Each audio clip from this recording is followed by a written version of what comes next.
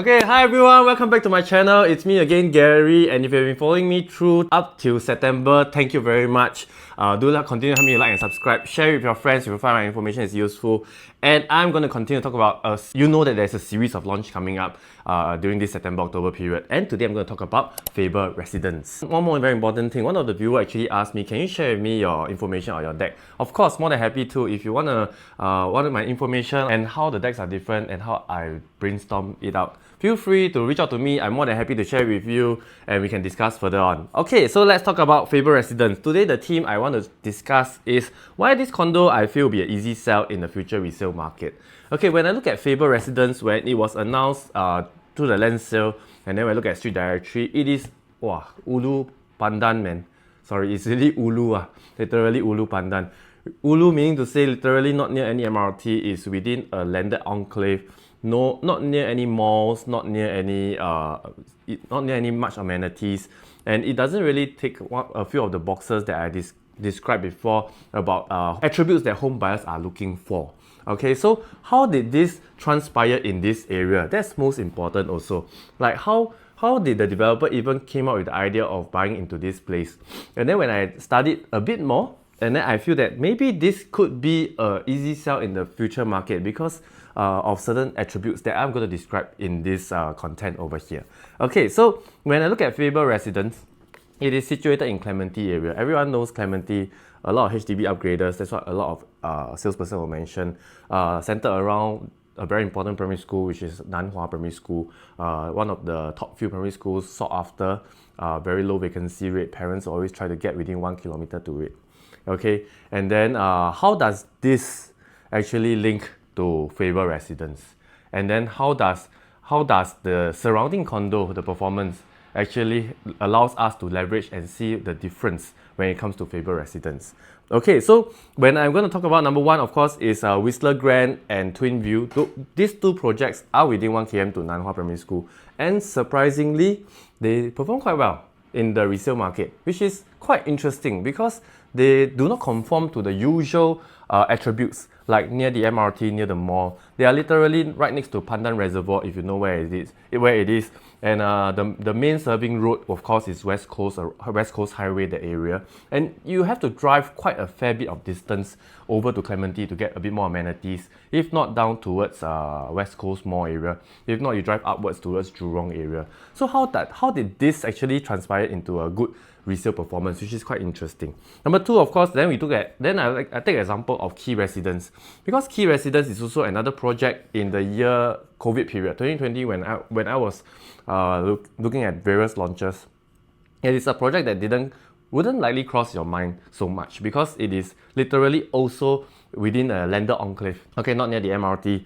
If I zoom out later, you can see that within 1 kilometer there is no not near any station at all, and amenities are very far and about. You probably have to drive through and out Clementi up to Beauty World, or you go down towards Clementi to get amenities. So how did that actually turn out differently? Okay, then number three we're going to talk about is leveraging on Waterfront at Faber and Faber Crest. So Waterfront at Faber and Faber Crest is two projects that are side by side to Faber Residence, and how can we leverage on them to help us to exit easier down the road in the future? Okay, then of course number four, I'll talk a bit about Faber Residence project information, the unit and facing recommendation. I also drop in a bit of price gap analysis for Faber Residence. Okay, then of course I'll come to my conclusion lah. Okay, so the first one I'm going to talk about is purchaser's profile. Okay, I feel that why Whistler Grand and Twin View, they actually have quite a very good performance. It's really centered around the HDB upgraders that came into Twin View and Whistler Grand when they are HDB MOP and when Twin View TOP. So now just nice transition. They don't have any lull period, they have not any waiting time. They just come across directly. And this can be seen. Okay, so how do we look at it? First, of course, you want to know whether the condo is full of, is it not say full of lah, is it the purchasers high chance are from HDB upgraders, right? Let's do a comparison. Like if you look at the core central region, you can literally see that the percentage of HDB owners are quite low lah. They are within 16, 21, 24.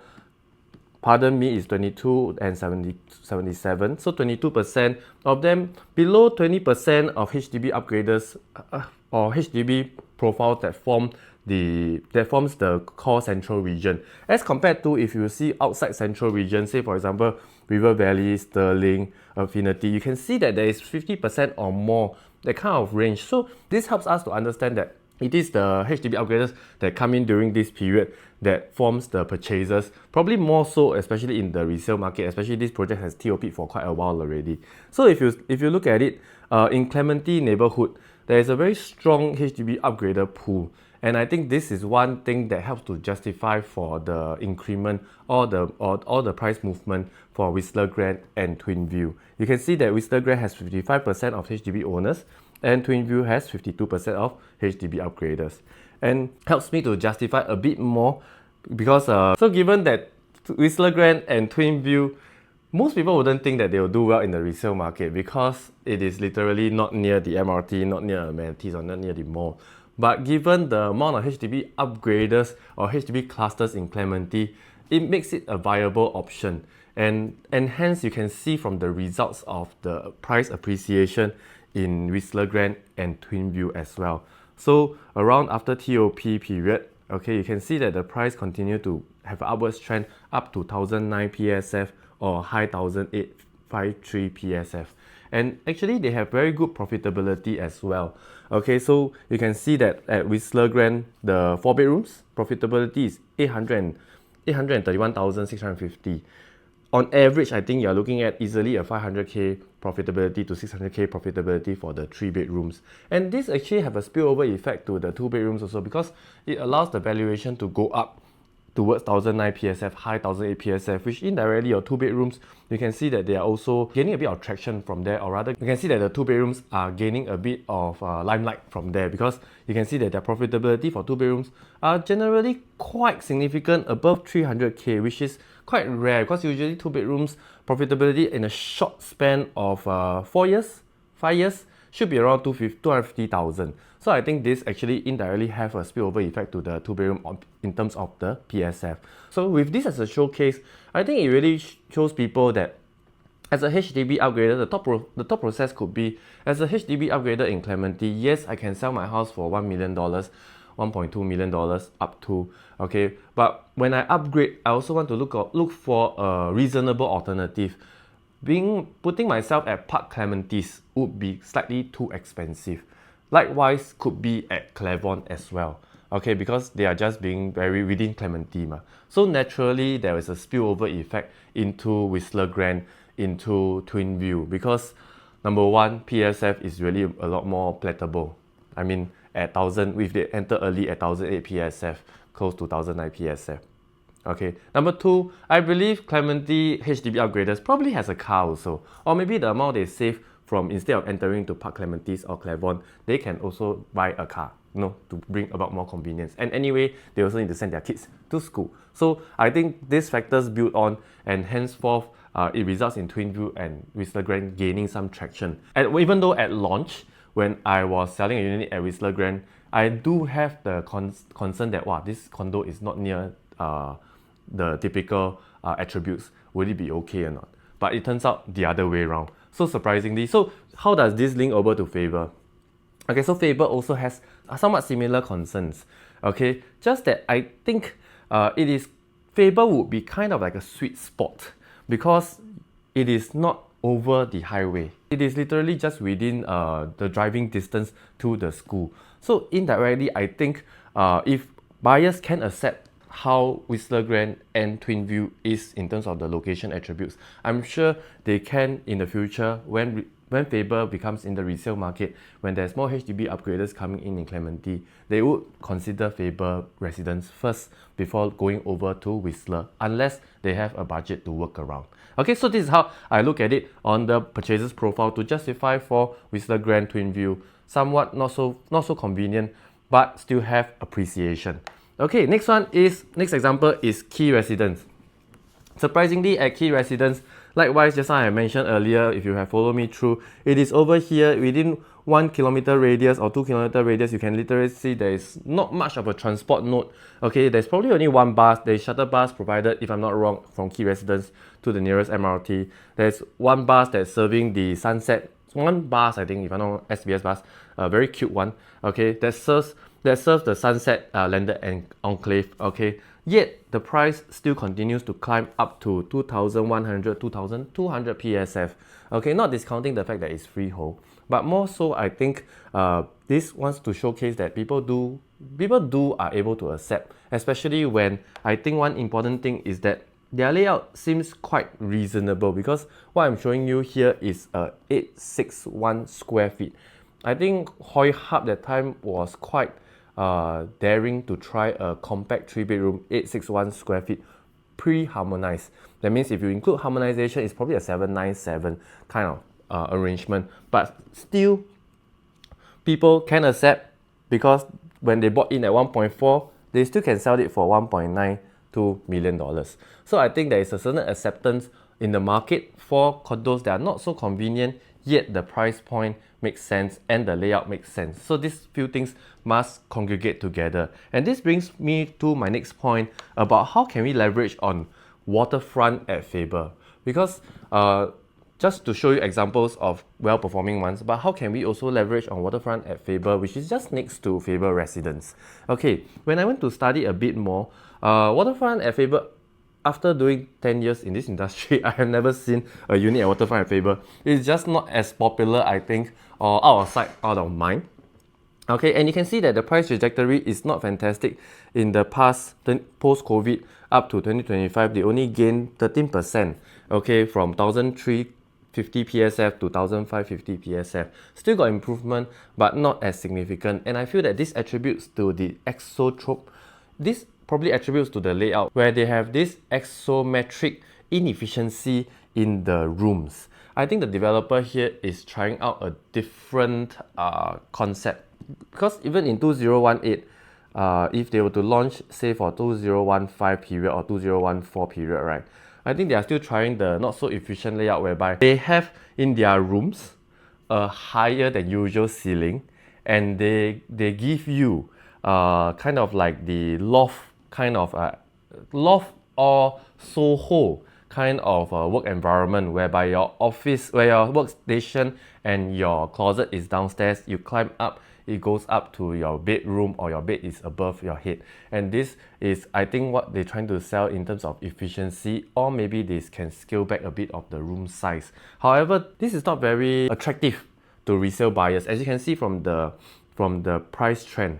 Because in order to attract buyers, I guess owners of course have to scale back a bit of the pricing in order for them to come in also. So I think this inefficiency actually results in waterfront at Faber not gaining too much traction, and this will work in Faber Residence direction, because Faber Residence is a post-harmonized, efficient, no aircon latch, no strata space, no gimmick. You know, it's just pure net usable space. And I think this would help you as a Faber Residence owner in the future down the road. Okay, the next condo to leverage on is Faber Crest. Okay, it is really a very old condo, dated outlook. Okay, 23 years old. Even though you can see that the price trend seems to be on the uptrend.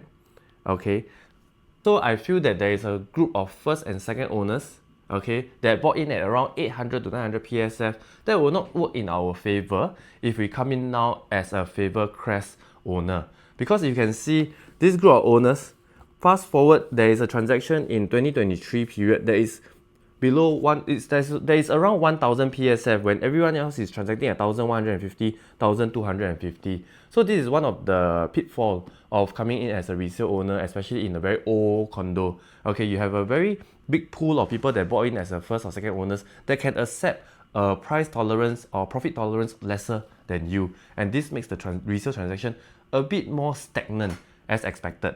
Okay, so not just because of stagnation in the price trend, but because I think also the high renovation cost that is required from an original unit. As you can see, I pull out from Property Guru, they have some units selling, but not a lot, which is not too bad. Okay, so you can see that the unit on top is quite original. Likewise, the one below, quite a fair bit of renovation needs to be done, and the unit size are rather big because it's an old development, 2002. So you can expect 3 bedrooms to be 1,003, 1,004 square feet. Renovation costs easily 80, 90, or even 100 or 120,000, that kind of range. And one key thing I noticed interestingly is The renovated and the non-renovated PSF has to be quite similar. You can see on the left side my PSF is 1300, but my right side the PSF is 1003 also, even though they are both 3 bedrooms.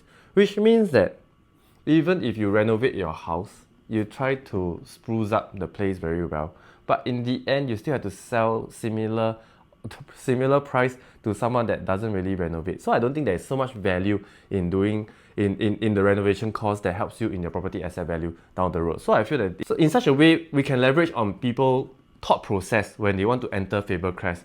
They might also want to come and see Faber Residence first, because if they go Faber Crest and then they realize that wow, they have a high renovation cost, by then when Faber Residence TOP, that condo will be 27 years old. If I stay out another 10 years up to 37, what is it going to be like for such an old condo? Number two is also, even though I put in a high renovation cost, but it doesn't mean that my unit can sell well or sell higher, okay, just because of the few factors that I mentioned. So in such a case, I think that Faber Crest could help you as an owner at Faber Residence down the road if you were to sell in the future. So those are the 3 main factors that I analyzed a bit to substantiate why I feel that Faber Residence might be an easy sell in the future. Number 1, you have Whistler Grand and Twinview having a big pool of HDB upgraders coming in to support the resale transactions.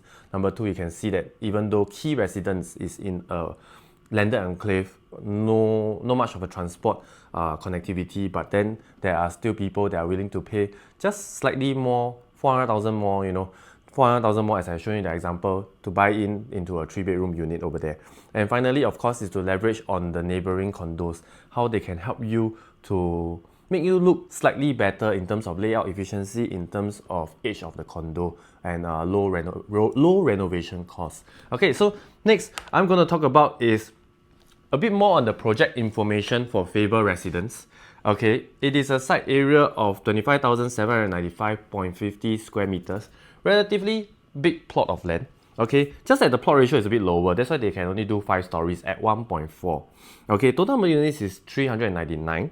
Okay, floor to ceiling, this is interesting. They do slightly higher than usual. If I'm not wrong, usual is what, 2.7, 2.75. This one, the developer give you 1.5 more, up to 2.9. Okay, car park lots, of course, they're going to match 1-to-1 at 399, because come on, most people there likely to drive, and they don't have 1-bedroom units over there, so likely there's not going to be so much tenant pool. It's more of an own stay environment.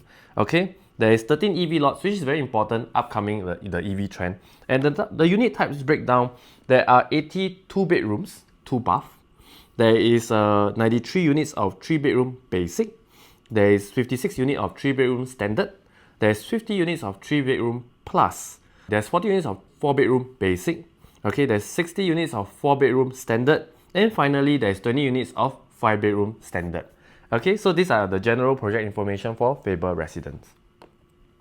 And actually, if you have a chance, or if you want to look through the architect briefing that is shared with us, feel free to let me know. You can see that Guacoland literally wants to transform this into a very modern, contemporary kind of environment that seamlessly connects with there's this old Jurong nature path, as well as Sungai Pandan, that canal or that river. I think they are trying to create a very nature kind of living environment, if with what they have done at Lentor area as well, because the color scheme is quite similar. Of course, not talking about condo without talking about the price analysis. This is my optimistic projection again. Okay, basing on a few factors, not so much on the land price anymore, because land price can only tell us so much. But we want to look at what has been transacted recently, which is in the OCR area. For example, Springleaf Residence, they have crossed 2,100 PSF. Okay, and right up to, I think, what is an acceptable PSF that I feel that can enter. Okay, so I toggle between 2,100 up to 2,300 PSF, which I think is quite a palatable PSF in terms of translating to the quantum that I think can accept. Then after that, we compare with the surrounding condos to see if there is a bit of a price gap. Is it very near to the resale condo transaction? Okay, so if you look at a 2-bedroom, which is 464 square feet, key highlight, if I don't remember wrongly, The bedroom, the living room width is quite generous, which is a Guacoland kind of design. Okay, I think it's quite worthy to consider, because if you can get at 2,100 PSF, very good ballot number, you can probably enter at $1.356 million or even $1.38 million, which is not too bad for Clementi area. Okay, up to 1.485, round up to $1.5 million. That's my kind of my tolerance bracket. Okay, if you look at the 3-bedroom unit, I picked the size that I feel that is the most optimal, which is the 861 square feet. Okay, it is around $1.808 million for 2,100 PSF, up to 1.980, up to $2 million for the upper limit. Okay, for a 4-bedroom at 1119 square feet, also the size that I feel that, or rather the layout that I feel that I prefer. Okay, it is around $2.349 million or $2.35 million starting from, up to $2.573 or $2.6 million. I think that is my cutoff price. Okay, for 5-bedroom layout, okay, it's 1485 square feet. There's only one type. Okay, it is from $3.18 million right up to $3.415 million. Or you can go up to $3.6 million, because frankly speaking, I realized that there's not much of a 5-bedroom to be available in the vicinity, because the last transacted one in Whistler Grand was from the developer.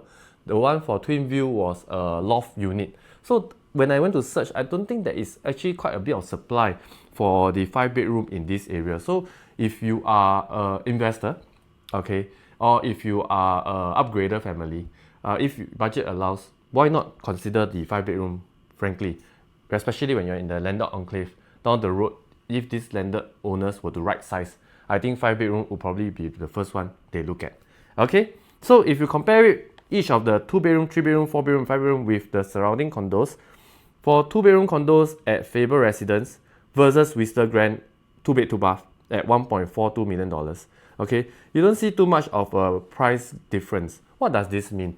This is quite rare lah. Usually when I just started my career, right, new projects are always more expensive, 150,000, 200,000 more. But it's very rare that you get to see Faber Residence or a new project that is similarly priced or very closely priced to a resale transacted condominiums, just because of harmonization reasons. Okay, and for sure next year, I have talked about it before. I believe is inside the Sand video, okay, or one video before the Sand, about how land price has transpired higher into next year because from the land bid of this year, and how it will result in the new launch prices to be higher next year as well. Okay, so next we compare to Twin View. It is just 3.4% low. Twin View is just 3.4% cheaper, which is also not too significant because it is still at the 1.3 range.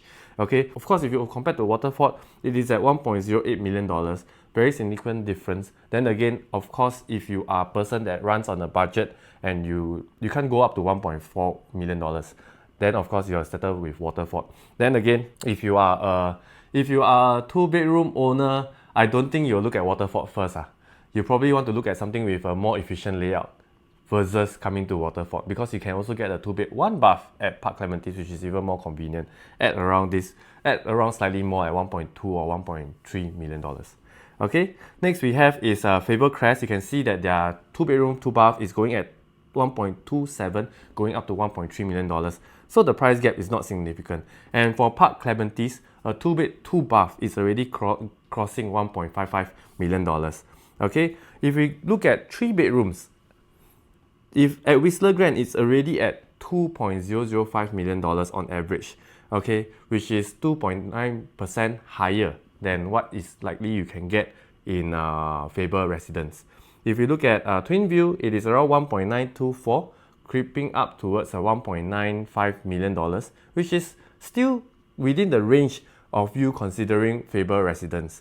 And of course, at Waterfront, the price will be lower at $1.63 million. Faber Crest, because of older, is also cheaper at $1.583 million. But key thing to note is at Park Clementi, people are willing to accept and go into at $2.185 million already. And at Park Clementi, the 3-bedroom on average, the layout are not significantly big.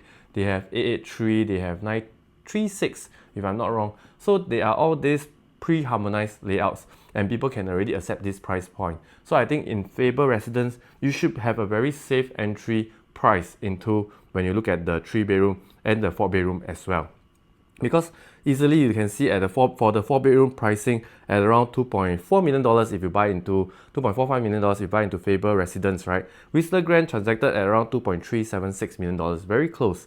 And Twinview already crossed $2.5 million for a 4-bedroom.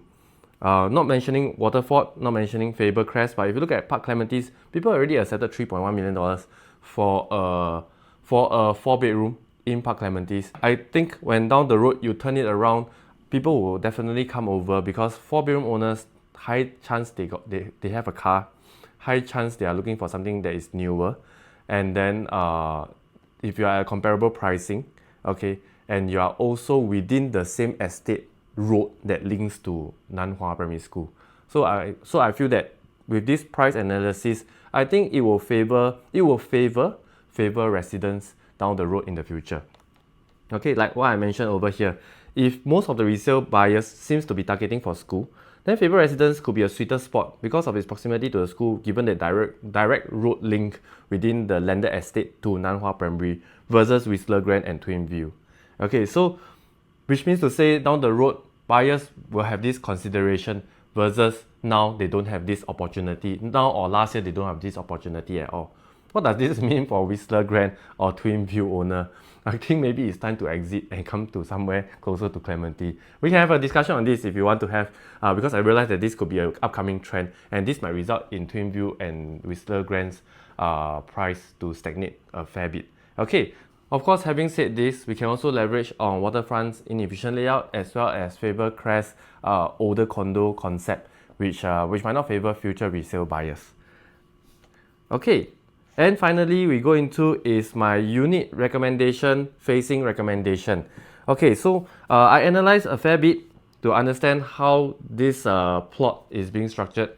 There is a risk of highway noise for sure. There is also a risk of west sun in compensation for a good view over Sungai Pandan and maybe a bit of the park connector. Okay, there is also somewhere within the condo that has a shorter width, the unit to unit distance between the blocks. Okay, so those that I have circled in purple, I feel should be the cheapest or the least premium given because number one, they are nearest to the highway, they are near the tennis court, and they are some west sun units. And of course, some of the units also have the shortest width to width distance.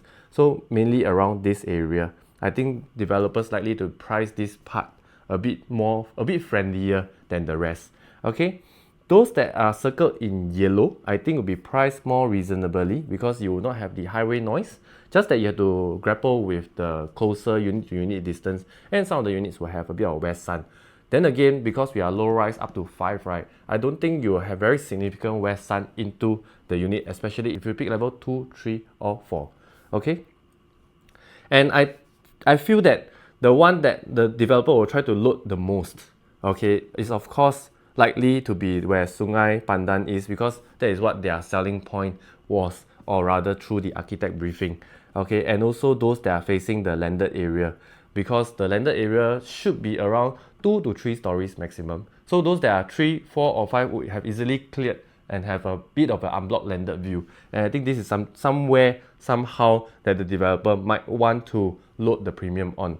Except for if you really want landed view and you don't mind the ingress egress, you can look at stack 03, 04 and 05. So if you want to have a more in-depth discussion on how likely it is going to price and where the starting from prices is likely to be, feel free to reach out to me. As of now, the information is not out yet, but once the information is out, we can sit down and have a discussion so that I can help you to facilitate your unit selection and how to choose a unit that has both comfortability, livability, as well as easy to exit in the future. Okay, so now it comes to the conclusion for Faber Residence. Okay, what do I feel is that number one, why do I say that it likely will do well in the resale market? Number one, it fits another supply for the HDB upgrader pool because Clementi really has quite a lot of new HDB being injected by the government, and they are not like the past whereby they are 15 stories, 20 stories. They are 42 stories, 40 stories, double the number of people that can stay there. So essentially, you have a lot of new generation of HDB upgraders that actually fit off into the price appreciation in Whistler Grand and Twinview. Okay, then number 2 is leveraging on the surrounding older condos or condos with a poorer layout. Okay, and number 3 is that there is some price gap because it's very close to the new resale prices and it's even cheaper than Park Clementi's for certain unit types. So I think next time round, we will be able to price our unit more attractively to attract resale buyers in the future. Okay, of course, not forgetting the main anchor is the primary school, which is one of the reasons why some of the people in Clementi still wants to remain in Clementi, or it can bring people from other areas in the west side towards Clementi, which is Nan Hua Primary School. Okay, and number 5, I feel that is limited land sale supply. If you zoom out into Clementi, the plot 2-kilometer radius or 2.5-kilometer radius around the MRT, right? You don't see any more new lands available. If I'm not wrong, there's one plot right next to Clementi Mall. That should be likely to be a HDB cluster. Okay, the only next saving grace is the one that is being en bloc and taken to do cross island line. So we do not know we do not know how the government is going to do whether is it commercial, residential or integrated in Clementi. Even if it's integrated private residential right above cross island line, you can expect the prices to be higher, and this can help you to leverage on your sale of Faber Residence in the future.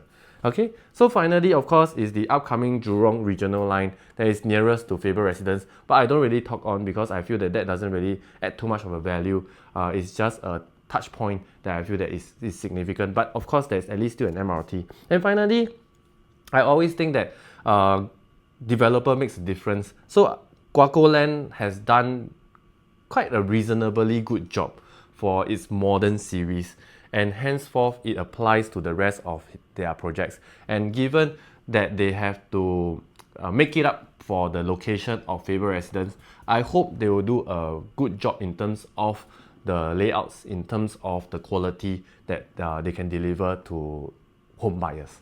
Okay, so that is the end of my discussion for Faber Residence.